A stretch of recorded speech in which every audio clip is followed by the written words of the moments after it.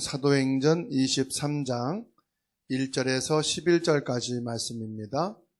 바울이 공회를 주목하여 이르되 여러분 형제들아 오늘까지 나는 범사의 양심을 따라 하나님을 섬겼노라 하거늘 대제사장 아나니아가 바울 곁에 서 있는 사람들에게 그 입을 치라 명하니 바울이 이르되 회칠한 담이여 하나님이 너를 치시리로다. 내가 나를 율법대로 심판한다고 앉아서 율법을 어기고 나를 치라 하느냐 하니 곁에 선 사람들이 말하되 하나님의 대제사장을 내가 욕하느냐. 바울이 이르되 형제들아 나는 그가 대제사장인 줄 알지 못하였노라. 기록하였으되 너의 백성의 관리를 비방하지 말라 하였느니라 하더라. 바울이 그중 일부는 사두개인이요 다른 일부는 바리새인 줄 알고 공회에서 외쳐 이르되 여러분 형제들아 나는 바리새인이요 또 바리새인의 아들이라. 죽은 자의 소망 곧 부활로 말미암아 내가 신문을 받노라. 그 말을 한즉 바리새인과 사두개인 사이에 다툼이 생겨 무리가 나뉘어지니 이는 사두개인은 부활도 없고 천사도 없고 영도 없다 하고 바리새인은 다 있다 함이라. 크게 떠들새 바리새인 편에서 몇 서기관이 일어나 다투어 이르되 우리가 이 사람을 보니 악한 것이 없도다. 혹 영이나 혹 천사가 그에게 말하였으면 어찌 하겠느냐 하여 큰 분쟁이 생기니 천부장은 바울이 그들에게 찢겨질까 하여 군인을 명하여 내려가 무리 가운데서 빼앗아 가지고 영내로 들어가라 하니라. 그날 밤에 주께서 바울 곁에 서서 이르시되 담대하라. 내가 예루살렘에서 나의 일을 증언한 것 같이 로마에서도 증언하여야 하리라 하시니라. 아멘. 오늘 11절에 말씀을 하고 계십니다. 그날 밤에 주께서 말씀하셨죠. 그날 밤은 언제입니까?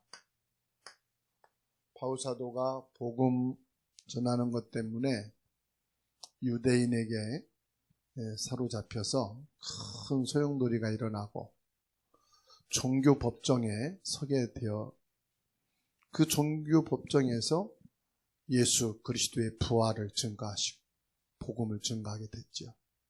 그 위기 속에 이제 저녁을 맞이했으니까 얼마나 인간적으로 말하면 정신적으로 혼란하고 마음이 심란하고 앞으로 미래가 불안할 수 있겠습니까?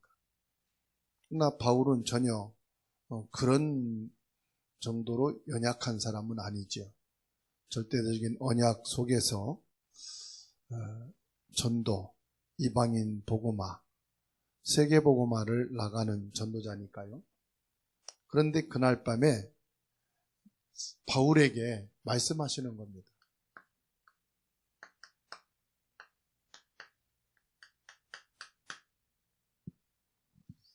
어떤 말씀을 하셨느냐?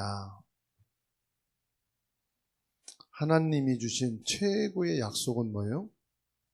구원받은 자에게 주시는 성령 충만입니다. 구원받은 자에게 최고의 축복이 뭐냐?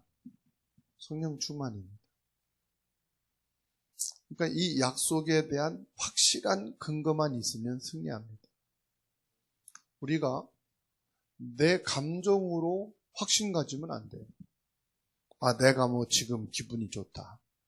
내가 하는 일이 너무 잘 되어서 감사하다. 그래서 성령 충만하다. 아니면 나는 되는 것도 없고 정말로 실패밖에 없고 힘 빠지는 일밖에 없다. 그래서 나는 지금 기쁘지 않다. 그건 뭐냐면은 내 감정이 근거를 갖고 있잖아요. 사람의 말이 근거잖아요. 우리는 그게 아닙니다. 말씀의 근거를 딱 가지고 있어야 돼요. 말씀의 근거.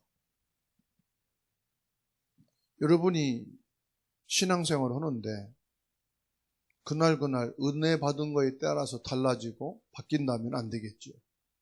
상관없이 말씀의 근거를 딱 잡는 거예요. 그러니까는 성령 충만한 사람은요, 뭘 갖고 있느냐? 이 말씀이 딱 갖고 있는 거예요. 구약에 있는 렘넌트나 신약에 있는 렘넌트나 보십시오. 하나님의 성령은 완벽합니다. 성령은 이상하게 치우치는 게 아니에요. 성령은 뭐 집을 나오고 산에 들어가서 살아야 되고 모든 일도 내팽개치고 오직 뭐 교회 일을 하고 그게 성령 충만이 아니에요. 성령 충만은 아주 정상적인 사람. 그래서 성령 충만이 제대로 된 사람은 모든 문제가 끝입니다. 그리고 말씀을 제대로 받는 사람은요, 모든 것을 다 정상으로. 문제가 오히려 다 끝이 되죠.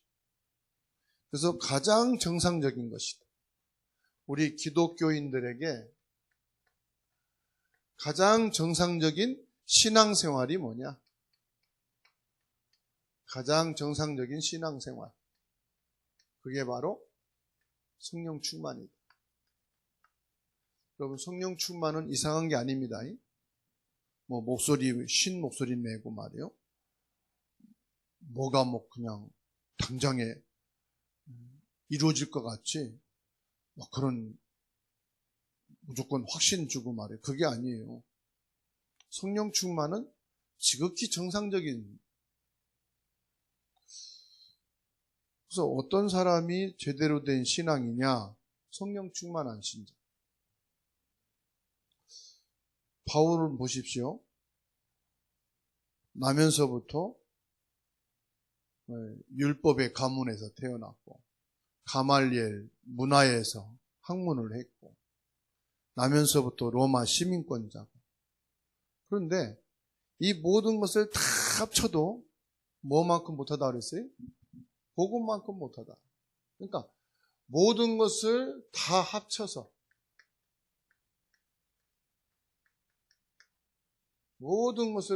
뭐 했느냐? 복음을 깨닫고 복음 안에 있는 것. 그래서 여러분 인생에 모든 것을 다 합쳐서 뭐 하느냐? 내가 지금 복음에 들어온 것이다. 여러분이 이전에 배운 거, 살아온 거 필요 없는 게 아닙니다. 그 모든 것이 다 포함되어서 지금 내가 복음 안에 있는 거예요. 여러분들이 고생한 거, 실수한 거, 실패한 거, 이 모든 것이 다 합쳐져 가지고 복음을 깨닫게 됩니다. 그러니까 사단은 창세기 3장 4절에서 5절을 가지고 우리 인간을 멸망시키고 끝내는 것으로 했지만 하나님은 여기에서 일어나는 모든 일과 배경을 가지고 무엇을 알게 하느냐? 복음을 깨닫게 하시고 복음 속에 들어오게 하시고. 그래서 이스라엘 한 나라만 봐도 그래요. 모든 역사와 모든 배경과 모든 것을 포함해서 하나님은 어디 속으로? 복음 하나 알게 하시고. 이만큼 복음이 대단한 것이고요. 가치 있는 것이고요. 복음은 모든 것이다. 그렇게 볼 수 있어요. 그래서 바울 사도가 지금 종교 법정에서 뭐를 고백했습니까? 자기가 복음 깨달은 것을 고백한 거예요. 깨달은 복음의 내용을 말한 거예요. 복음 그게 아니고요. 복음의 내용을. 그래서 바울 사도가 지금 뭐라고 그럽니까? 중요한 얘기를 했어요. 법보다 더 중요한 게 뭡니까? 이 바울 사도의 양심을 말한 거예요. 양심. 우리가 법은 지킬 수도 있잖아요. 그런데 내 양심은 버려버렸다. 그럼 그 사람은 언젠간 범법자가 되는 거예요. 지금은 법이 무서워서 줄 서 있는데 내 양심은 그거 필요 없다. 그러면 이 사람은 언젠가는 법이 필요 없게 되는 거예요. 그러니까 바울 사도가 뭐라고 말하니까 1절에 나는 범사에 양심을 따라 하나님을 섬겼노라. 가장 중요한 것은 내가 지금 잘했느냐 못했느냐가 아닙니다. 내 양심을 다해 하나님을 섬기는. 그래서 내 양심을 다해 하나님을 섬기는.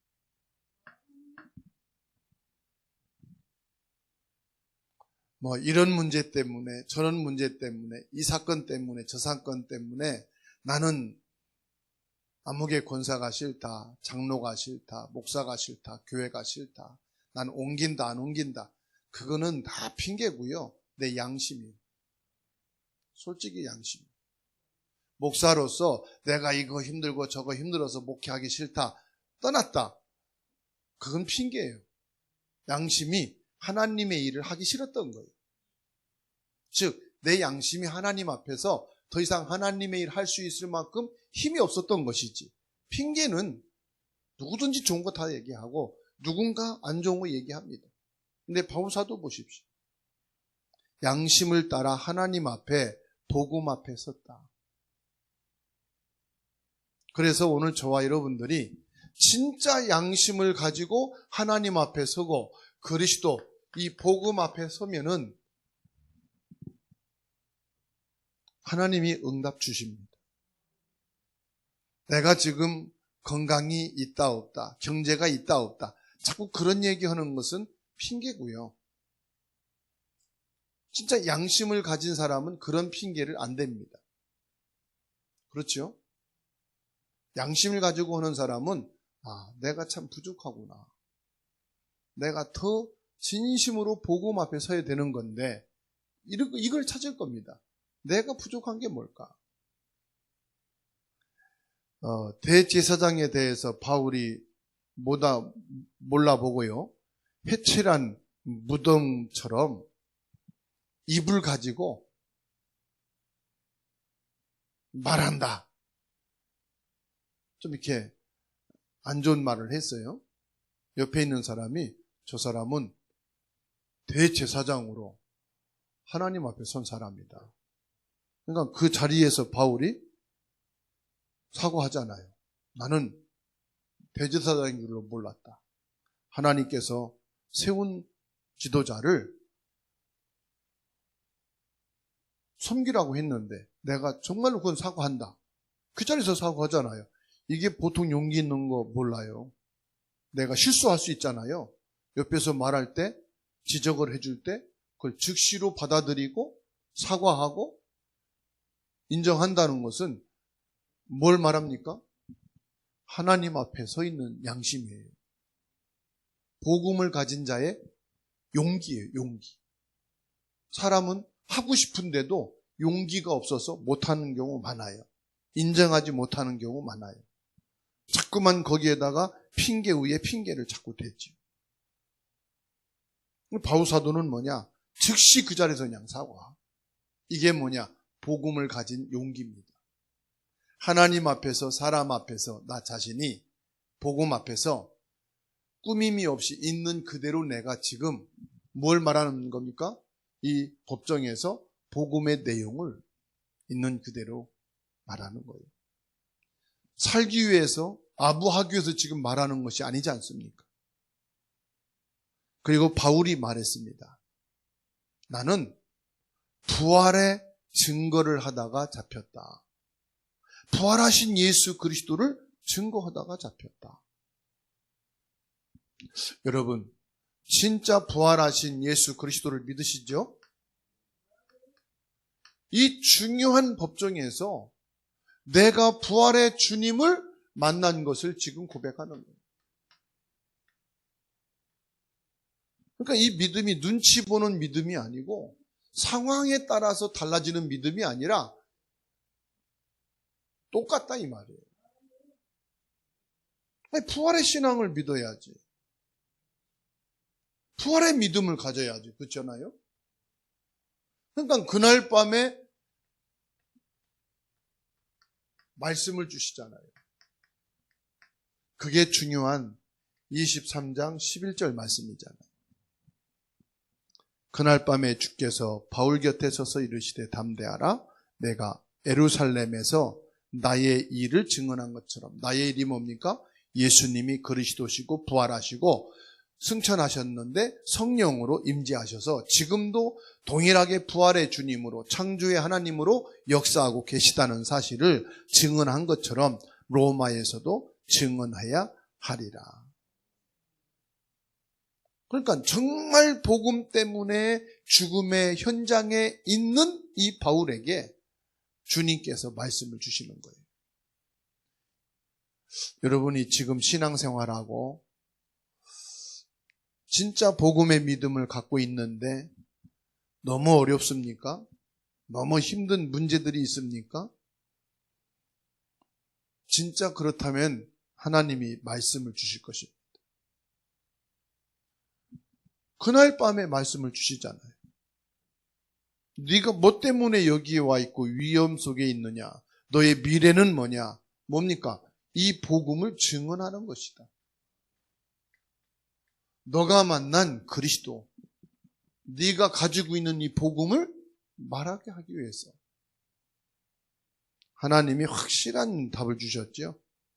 열왕기하 19장 35절 말씀 보면은 밤에 히스기야 왕이 기도하고 있을 때 하나님께서 뭘 주셨어요? 말씀을 주셨어요. 그날 밤에 한 천사를 보내어서 아람 군대 19만 8천 명을 송장으로 만들었어요. 그렇죠. 다니엘 6장 22절 보면은 어젯밤에 다니엘이 기도하고 있을 때 하나님의 천사 사자가 와서 말합니다. 어젯밤에. 사도행전 12장 1절로 25절에도 베드로가 죽게 되었고 교회가 위기 속에 있을 때 그날 밤에 그랬습니다. 그러니까 그날 밤에 하나님께서는요, 이렇게 위험하는 그 즉시, 위기에 있으면 위기 속에 있는 그 즉시 말씀을 주십니다. 오늘 여러분들이 말씀을 받게 되기 바랍니다. 내가 수요예배 드리는 이날 밤에 하나님이 주시는 말씀, 어떤 말씀이냐? 복음의 말씀입니다. 하나님께서 이 바울을 알지요. 바울은 하나님의 계획을 알고 하나님의 계획을 자기 것으로 고백한 사람이에요. 그랬더니 하나님은 이 바울의 고백을 또 하나님의 것으로 바울에게 확인시켜 주시. 여러분, 이렇게 되면 얼마나 기쁠까요?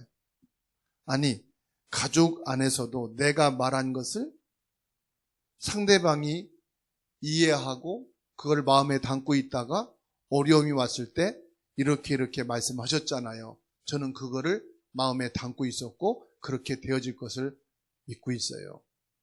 그러면 뭐라고 여러분 말하겠어요? 내가 말한 것을 알고 내 뜻을 기억하고 있구나 하는 것이 확인되어졌을 때 너무 감사하고 기쁘죠? 믿음이 생기죠. 이 사람은 참 내가 믿을만 하구나. 가족이지만 사회생활에서는요, 그런 사람을 얻는 거지요. 하나님의 계획을 알고 나의 것으로 고백을 했을 때 하나님이 다윗에게 말씀하는 겁니다. 그래서 오늘 저와 여러분들이요, 무엇을 알아야 되느냐? 예수님께서 십자가에서 완전히 승리하신 이 사건을 진심으로 내가 믿고 이 영적인 사실을 다 마음에 담고 있으면 하나님은 반드시 여러분 승리의 축복을 주십니다. 십자가가 뭡니까? 십자가는 완전 승리거든요. 뭐에 대한 승리입니까? 완전 사단을 꺾은 승리고요. 우리의 원죄를 해결한 승리고요. 뭡니까? 우리 지옥 배경을 완전히 끝낸 승리거든요.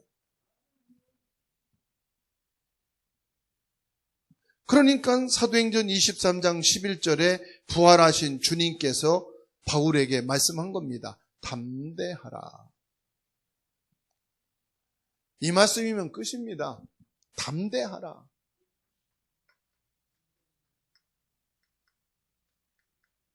왜요? 십자가에서 이미 끝낸 사실을 너는 믿고 있다. 너는 이 속에 있는 사람이다. 담대하라. 내가 이 십자가의 승리를 예루살렘에서 증거한 것처럼 로마에서도 증거해야 하리라. 다른 거 전달할 필요가 없어요. 참된 왕, 참된 제사장, 참된 선지자이신 십자가의 완성, 십자가의 승리, 그리스도, 이 복음의 증인이다 이 말이에요. 그래서 너는 담대하라. 많은 지식이 아닙니다. 많은 메시지 내용이 아닙니다. 메시지 잘하는 거 못하는 게 아닙니다. 그래서 하나님 계획이 나의 고백으로, 내가 고백한 것을 하나님이 응답하시고 하나님이 인도해 가시는 것으로. 그러니까 사도행전 19장 21절에 바울이 에베소에서 말했잖아요. 우리가 로마도 보아야 하리라. 큰 응답과 성령의 폭발적인 역사와 현장에 많은 증거들이 일어나고 있을 때 거기에 주저앉고 거기에 자기의 터를 세운 것이 아니라 뭘 봤습니까? 하나님의 계획. 거의 대부분 응답받으면 자기 터를 세우잖아요. 대부분 하나님의 역사가 일어나면은 자기 장막터를 그곳으로 옮기잖아요, 아예. 그죠? 저쪽에서 안 됐으니까 되어진 쪽에 장막터를 옮겨야 되겠다. 그래서 오히려 다른 사람들이 눈에 안 보이게 많은 피해를 당하고 어려움 당하잖아요. 근데 바울 사도는 하나님의 계획 속으로 들어갔단 말이에요. 여기에 내 터를 세우는 것이 아니다. 하나님의 계획을 갖고 나는 또 나가는 것이다. 그래서 성경에서는 바울 사도를 목회자로 보지 않습니다. 전도자로 봅니다. 그래서 바울 사도를 선교사로 보지 목회자로 보질 않습니다. 어지간하면은 나이 먹고 힘없을 때 자기 터를 세우고 목회를 하려고 하는데 바울 사도는 목회의 틀을 닦지 않고 전도자로 선교사로서 끝까지 갑니다. 그러니까 어떻게 했냐? 하나님이 바울을 끝까지 책임지신 거예요. 아, 내가 나이 먹고 힘없고 이제 내가 여기에서 터를 세우고 여기에서 인생을 마감해야 되겠다. 그랬다면은 하나님이 더 이상 역사할 필요가 없죠. 주변 사람들이 있으니까. 근데 바울 사도는 끝까지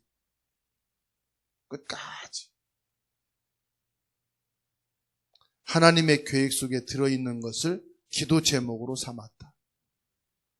진짜 저와 여러분들에게 주시는 큰 내용, 의미가 있죠.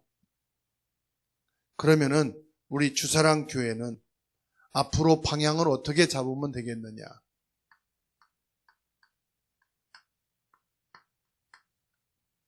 기도 제목이기도 하고 방향이기도 합니다. 같은 말이죠.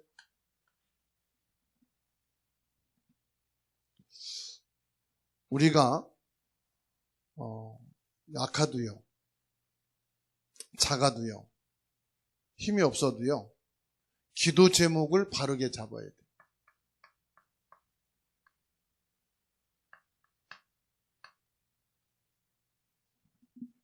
기도 제목은 우리가 뭘 하기 위해서 잡는 게 아니거든요.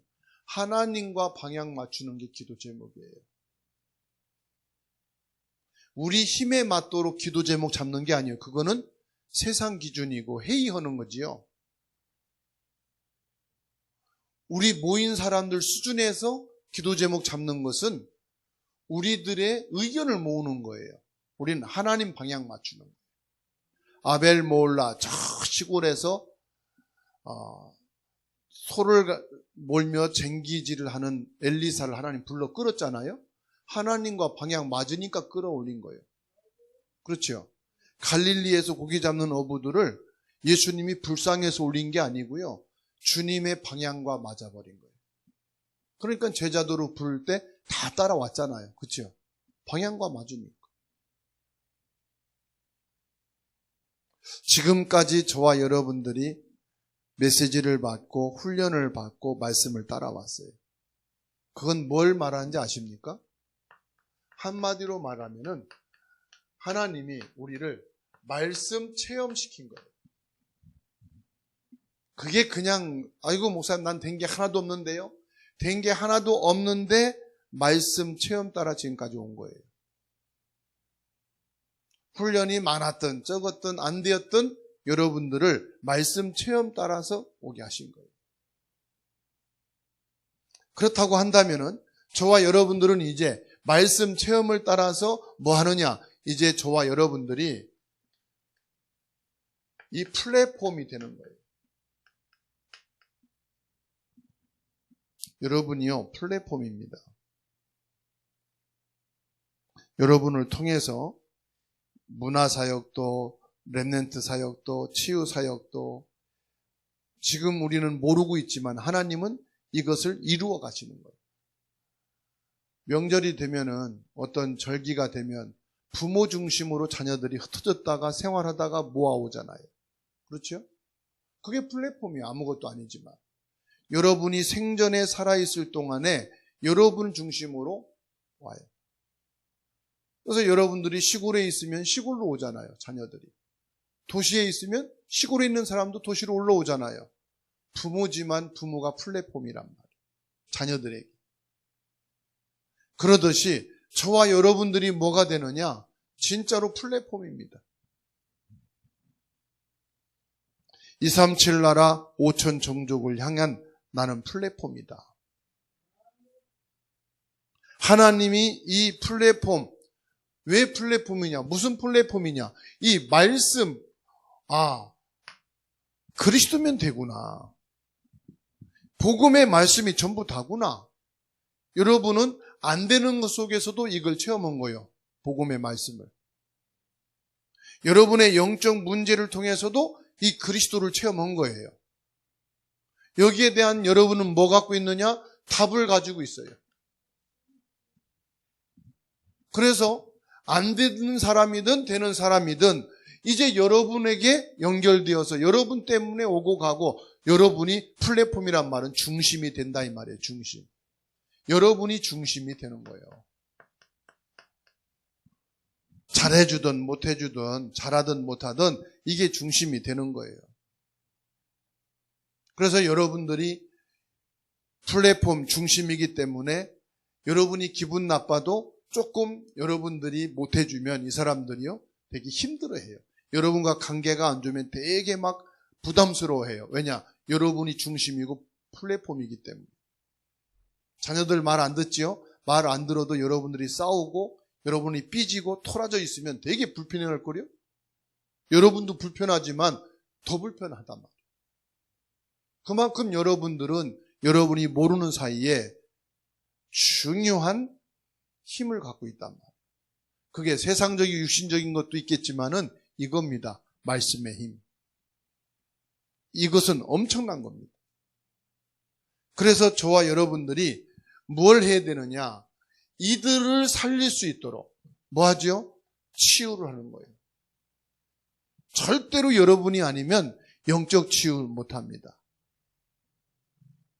그래서 뭐 하느냐? 영적으로 회복시켜주는 거예요.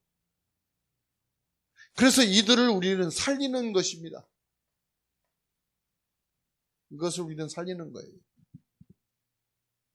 그래서 이 기도 제목을 가지고 있어야 돼. 나는 영적 의사로 이들의 안 되는 부분들, 실패된 부분들을 상처 있는 것을 치유하는 사람입니다. 뭘 가지고요? 복음 가지고. 그리고 안 될 때, 얘들 안 됐으니까 다행이다 그렇게 하지 마시고 여러분이 안 되어지는 부분을 회복시켜 줄 사람입니다. 걱정하지 말아라. 기도하고 있다. 낙심하지 말아라. 내 기도해 줄게. 하나님은 살아계시기 때문에 기도하면 응답 주신다. 그게 회복이에요. 그리고 세상은 경쟁해서 이겨야 사는 자라예요. 우리는 경쟁해서 살리는 게 아닙니다. 살릴 수 있는 생명의 능력이 있습니다. 살릴 수 있는 보좌의 능력이 있다 이 말이에요. 237의 빛의 축복을 여러분은 가진 자입니다. 그래서 저와 여러분들이 이걸 붙잡고 뭐 하느냐? 렘넌트 제자를 세우는 거예요. 전도 제자를 세우는 거예요. 그렇게 하다가 가도 돼요. 그 뒤는 하나님이 하셔요. 나머지는 하나님의 시간표를 따라서 세워가십니다. 우리에게 약점이 하나가 있어요. 뭐든지 간에 완벽하게 해서 끝까지 하려고 하는 게 약점이에요. 우리는 아무리 완벽하려 해도 완벽할 수가 없어요. 그리고 여러분, 우리가 완벽하게 하려고 하니까 자꾸 사람하고 부딪히는 거예요. 나는 완벽하고 저 사람 대충 온단 말이에요. 부딪히는 거예요. 그럼 내가 다 해야 돼. 솔직히 여러분이 너무 완벽하게 제대로 다 준비했다. 그러면 여러분이 그거 다 해놓으면 다른 사람은 할 게 없잖아요. 그 말합니다. 내가 이렇게 완벽하게 하는데 그냥 보고 구경만 하냐고. 아니, 완벽하게 다 하고 있는데 뭐 할 게 있어야지. 하면은 오히려 더 거리적거리는 사람이 되는데? 그게 뭐 할 게 없으니까 가만히 있는 거잖아요. 하나님은 완벽한 거를 원하는 게 아닙니다. 그렇죠? 그리고 여러분 했으면은 내가 끝까지 다 완성해놓고 하나님 나라에 가야 된다고 생각해. 역사는 지금까지 그런 적이 한 번도 없어요. 다 끝을 안 받고 갔는데 하나님이 다 끝을 마무리해서 또 넘어가게 하셨어요. 그래서 병나는 거예요.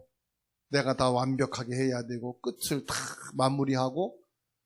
여러분 기도할 때 그러지요. 다 하나님 완벽하게 하고 다 끝을 보고 가게 하옵소서. 그때 날 불러가 주시옵소서. 맨날 그러지요. 중요한 건 뭐냐? 성령 충만 언약 붙잡고 24시 기도하고 있으면 하나님은 응답 주시고 인도해 가시는 줄로 믿습니다. 그래서 중요한 건 뭐냐? 저와 여러분들이 성령 충만하도록 기도하십니다. 이 성령 충만을 24시 누리고 계시면은 하나님이 거기에 맞춰서 응답을 주시고 이루어 가시는 줄로 믿으시기 바랍니다. 어떤 문제가 있어도요, 예수님의 영, 성령 충만하시면 됩니다. 그래서 요셉이 그랬잖아요.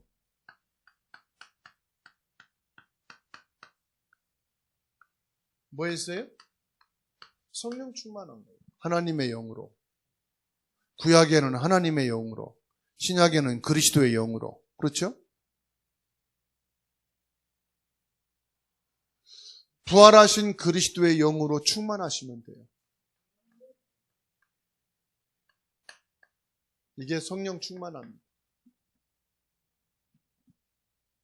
여러분 삶 속에 예수 그리스도의 영이신 성령으로 충만한, 이게 뭔지 압니까? 이게 우리 삶이 지배를 당하는 거예요. 무엇으로? 부활하신 예수 그리스도의 영으로 내가 충만하게 되면 우리의 삶이 그리스도의 영의 지배를 받게 돼요. 그러면 승리하는 겁니다. 근데 우리는 반대죠. 무당처럼 귀신 들려가지고 내가 막 뭐 하려고 하잖아요. 우리는 그리스도의 영으로 충만하여서 그리스도의 영에 인도받는 삶을 삽니다. 이게 뭐냐? 24시 하나님이 나와 함께 하심을 누리는 겁니다. 그러면 24시 하나님이 나와 함께 하시는 것을 누릴 때에 오는 게 있어요. 뭐가 옵니까? 평안입니다. 언제 평안합니까? 하나님 앞에서, 복음 앞에서, 내 양심으로 하나님 앞에, 복음 앞에 섰을 때 참 평안하잖아요. 그죠? 내가 양심으로 하나님과 복음 앞에 딱 서지 않을 때 양심이 일단 힘들잖아요. 그렇지 않습니까? 그래서 평안하다는 것은 내 마음이 평안하지. 내 영이 참 기쁘죠.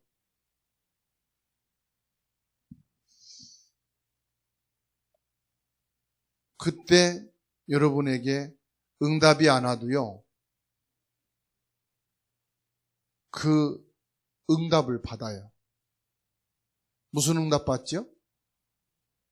여기에 따른 응답이 또 있어요. 이건 말로 표현할 수 없는 하나님과의 관계 속에서 오는 응답이 있어요. 그게 기쁨도 되고 행복도 되고 즐거움도 있지만은 그 응답이 있어요. 뭐라고 표현하기가 힘든. 정말 문제 있는데 어떻게 하면 되느냐. 이 속에 들어가시면 돼요. 그러면 문제 상관없습니다. 요셉 보십시오.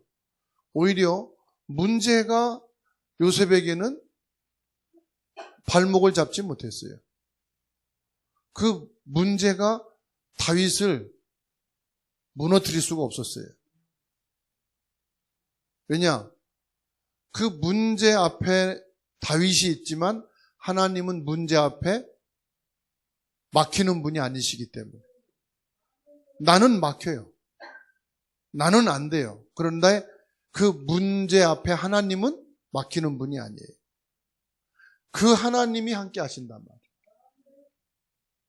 나는 시 공간 제한을 받아요. 그런데 나와 함께 하시는 하나님은 시 공간 제한을 받지 않으셔요.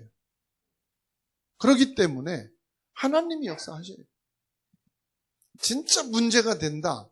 그거를 내 마음에서 뽑아내가지고 하나님께 드리세요.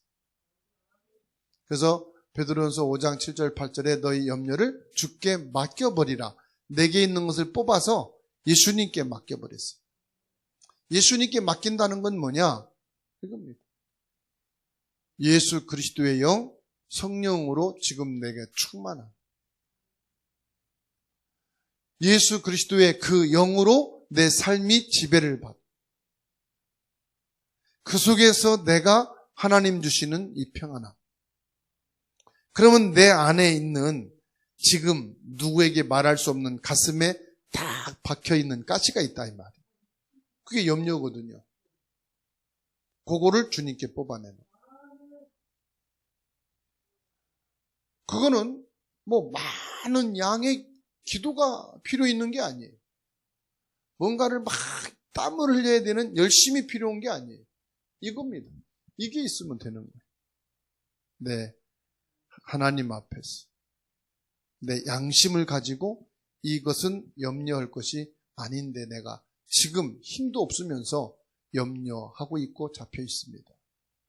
이것을 뽑아내 주시고 이것이 하나님 앞에 뽑아질 수 있도록. 그날 밤에 주께서 말씀하셨다. 여러분에게 말씀하시는 이 음성을 듣고 깊은 축복의 누림 속에 있게 되기를 주의 이름으로 축원합니다.